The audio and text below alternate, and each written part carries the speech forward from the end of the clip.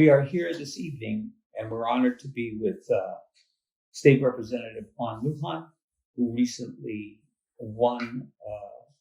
We're honored and thankful to be here at his home, and we're going to ask him a few questions, and so that way he can explain to the people how this came about.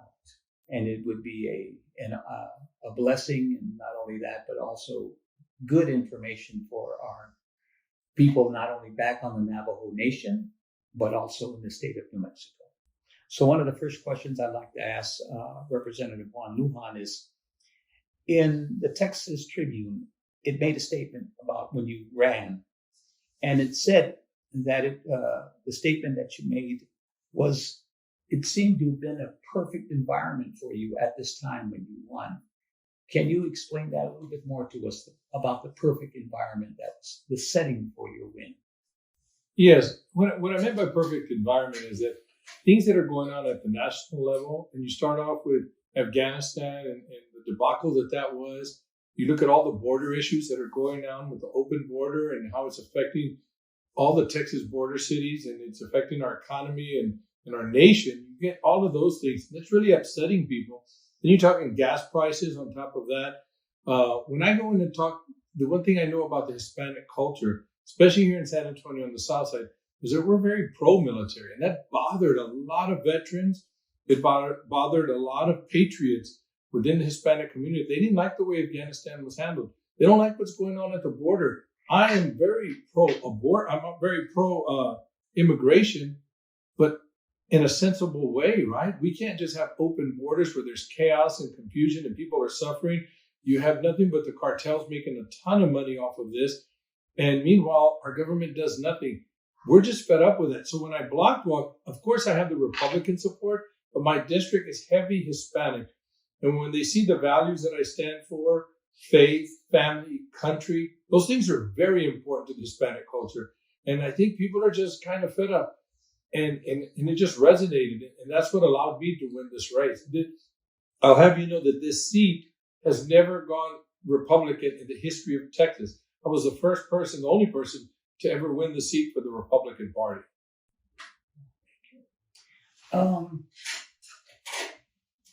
Representative Lujan, can you break down a little bit more what you mean by block? What did you do when you meant block walking or Yes, I had a really, in order to win this district, to be the first one to win it, it's going to take a lot of work. I have to do something that other people hadn't done in the past, right? One of the advantages I have is that I live in the middle of the Democrat district. But I don't just live here. I work here.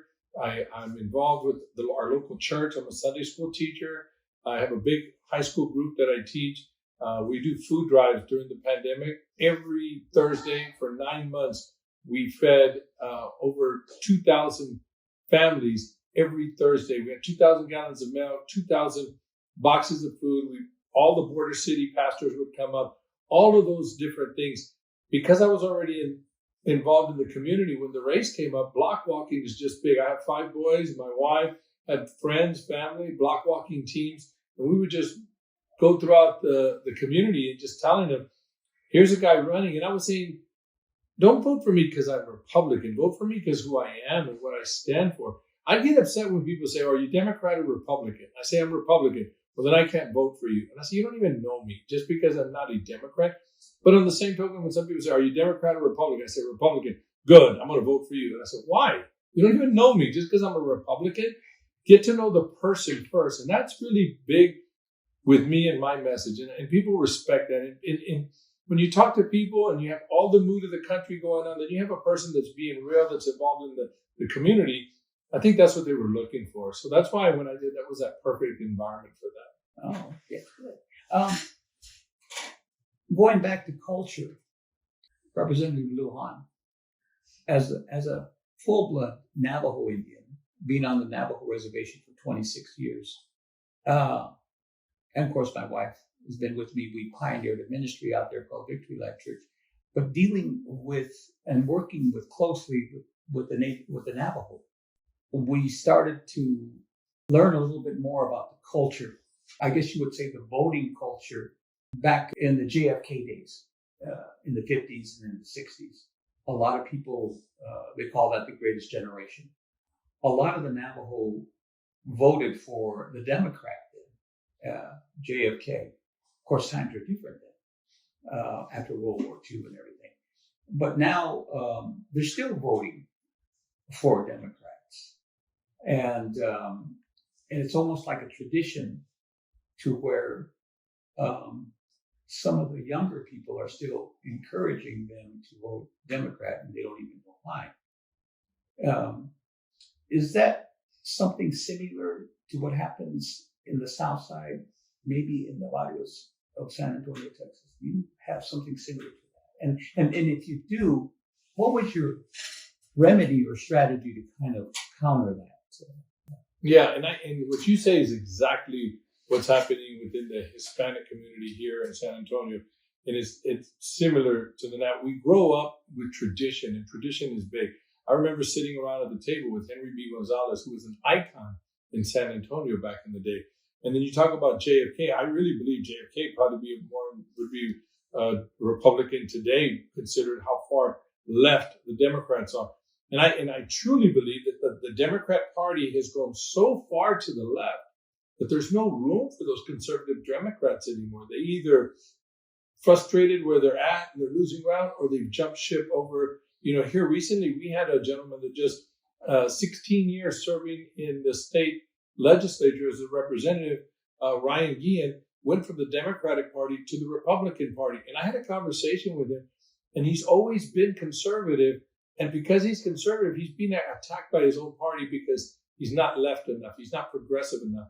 And that scares me, because we've got to get back to the basics within our country. So how do you combat that?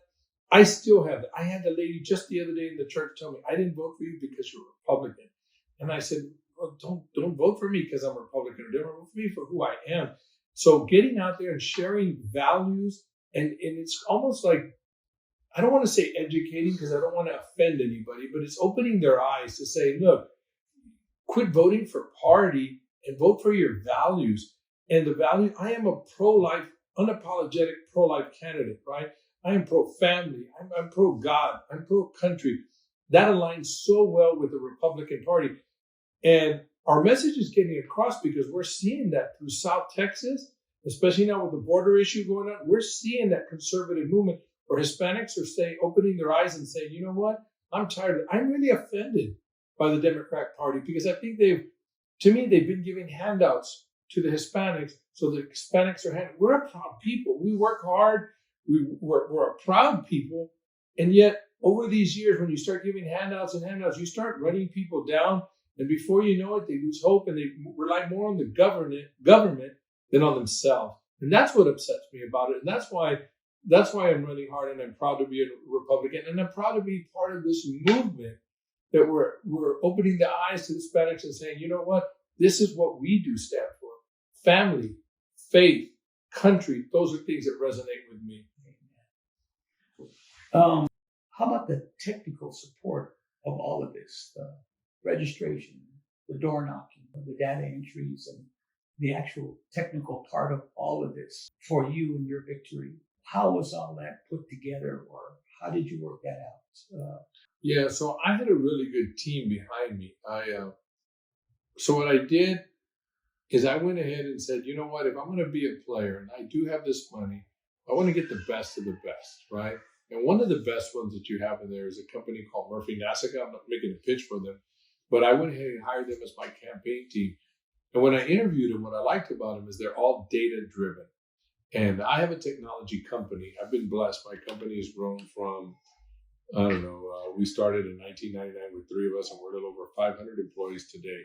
And we did that all because through technology, we just work really hard, right? So when I went and looked for a company, I said, I want somebody so then when I would tell people and I talk to people, they'd say, oh, who's doing your campaign, Mr. Lujan? And they're waiting for a name or something. I said, oh, I'm using Murphy Nasica.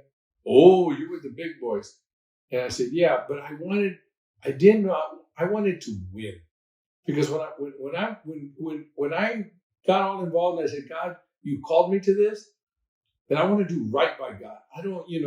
I could say, oh, I'm going to let God run my thing and not do anything and try to do it on my own. I said, no, God, you bless me. You've given me knowledge. You've given me understanding. I know how important data is. When I interviewed that company, I said, they're data driven. I want them guys on my campaign. I was in awe of my team. They would send out, this is how good it gets. We send out messages to Republicans that says, Republican John Lujan, it would go on Facebook page, it would go on a tweet, they would get it in their devices. And sometimes it'd be me speaking as Republican John Lujan. Then the middle of the roads would get, John Lujan is somebody that's going to fight to unite. And it would be a softer message. It wouldn't be Republican. They wouldn't even say Republican in it, but it was a message of conservatism, faith, family values. It was important to them. And that's how we did it. Our message that would go out one day went out. There were different messages to different people. And all that was done through data, by pulling data rolls and finding out these people voted more conservative, these people voted Republican in primaries, these people have voted Republican and Democrat, so they're in between. And our messaging went out like that. And I was very, very impressed with that. And even to the point that I said, you don't send anything out without letting me know. And that was good and bad. It was good because I got to read everything, but it was bad because they were kind of, hey, we need to send this out today, right now. Approve it, yes or no. And I said, oh, okay, tweak this. I don't like, this is not me. It sounds a little mean or whatever. But the messaging was always based on data that we received. And then we did a lot of polling. So I had never done polling. And the first time I ran, I didn't do polling. We did polling of what's important to the voters. What do they want to know about? And then I said, okay, these are my thoughts on those issues. I need to get my thoughts to these people. And then we would give out the right messaging. We did a lot of filming, even here at my house, outside of my property. We filmed short messages that went out strategically when we were talking about messaging. So it wasn't something that I just had my family do. And I have a very talented family, but I said, I wanted to get professionals to do this because I want to win. And if we're going to get serious in the game, we have to, once we go all in, I want to, just like when you say, hey man, I want to follow the Lord. I want to follow him all the way. God, you want me in? I want to do God right. I want to make sure that I put it all on the table and I'm going to get the best of the different things. Why? Because God's taught me that. I know that. God has given me a business mind. And I ran the campaign like I would run a business to win, and we ended up winning. Wow. Awesome. I just want to thank you, Juan, for giving us the opportunity to come here. And we believe it's the Lord involved in all of this. Amen. And, we're excited, me and my wife are excited to go down south and see what's going to happen down south. Amen. We're praying for that. And if I can help with anything on that, let me know. Especially when you go into McAllen, I want you to hook up with my friend Eddie Alanis. Oh. He'll treat you guys good. He'll take care of you. Eddie Alanis? His name is Eddie Alanis. Okay. And Eddie retired 20-something years in the Army. And Eddie's dad was in the Army. He's passed away, and his dad would take care of, in his final years, he would go and cut grass and make sure all the cemeteries were maintained. And so I'll make sure that you hook up with Eddie. Eddie came to my swearing in. He's been my best friend since 4th grade and lives in McAllen. He came all the way from McAllen to my swearing in.